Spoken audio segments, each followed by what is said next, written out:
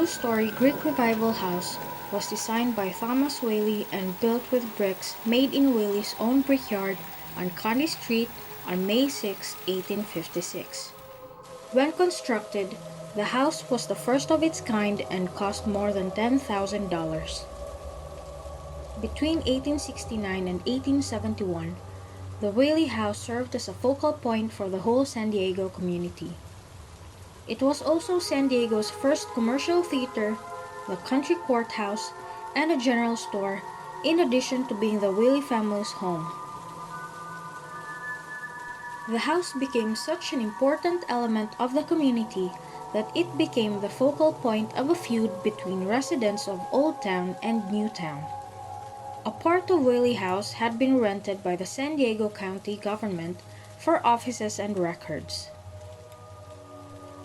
Whaley offered to sell the house to the county on many occasions, but his offer was turned down.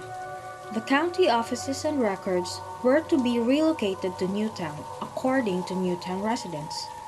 Despite Old Towners' threats of armed resistance, the records were moved on March 31, 1871, thereby moving the city's focus to Newtown. Although the Whaley House was a community treasure, it was primarily used by Thomas Whaley and his family as a residence. Unfortunately, tragedy struck the Whaley family again while they were residing in the house, resulting in an increase in paranormal activity reports. Yankee Jim Robinson. James Robinson was originally from Australia and a bandit who stole horses. He found gold in 1849, a few miles from Forest Hill. He formulated a plan to hide the discovery from miners and camps that ultimately failed. In fact, because of how many came flocking, a town was created. Jim stayed in town until a fire broke out in 1852, destroying the town. The papers reported 3 different fires started simultaneously, then grew into one huge destructive fire. The townspeople suspected arson. While they didn't point fingers at Jim, the miners did discover his thieving ways. He was forced out of town under the threat of hanging. He ended up in San Diego in late 1852. His kleptomania did not stop and he was arrested for stealing a boat. He ended up being convicted of grand larceny and sentenced to death by hanging on the grounds of the Whaley House.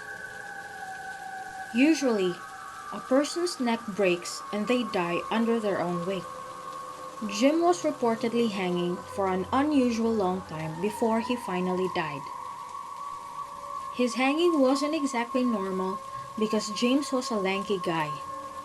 He was very tall and slender, so when they pulled the wagon from underneath him, he swung like a pendulum while slowly choking to death.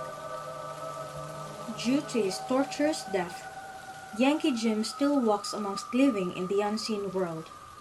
Visitors have captured pictures of a lanky man with Jim's description. Mrs. Whaley was even plagued by his presence during her time in the house.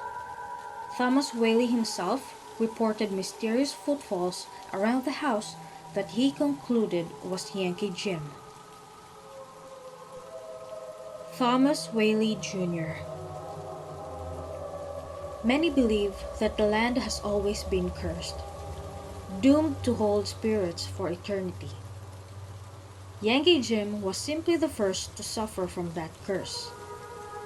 The second was the Whaley's first son, Thomas Whaley Jr.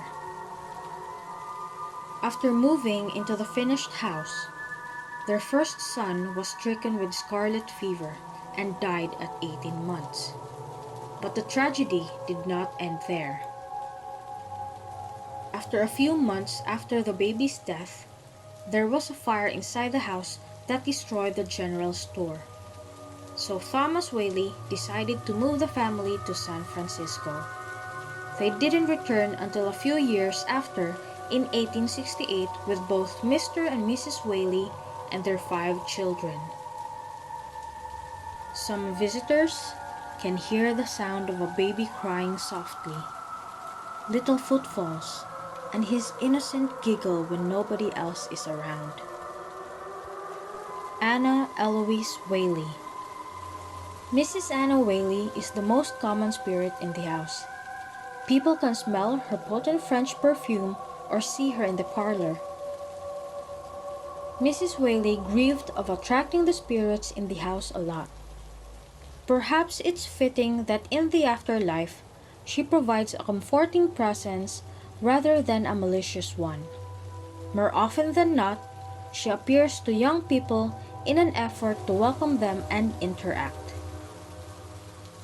She was not the luckiest of ladies in terms of her adult life. She married a man who watched an execution, then decided to build his home on that very land, and she outlived 3 of her children and her husband. Not to mention that while her husband was away, she was held at gunpoint by a group of men so they could steal courtroom records. This was a turning point in our tragic story. Violet Whaley. Violet's is a tale of sorrow. She grew up in a family that was well endowed, yet she met a tragic end. A few years after the courtroom records were stolen, Violet and her sister got married in the house. Violet married George Bertolacci, and the marriage, despite her best efforts, was doomed from the start. George left her divorced and depressed. She was so full of grief that she decided that she simply couldn't live on. In 1885, she shot herself. Now people claim to see a woman looking very sad wandering around the second floor. Thomas Whaley Sr.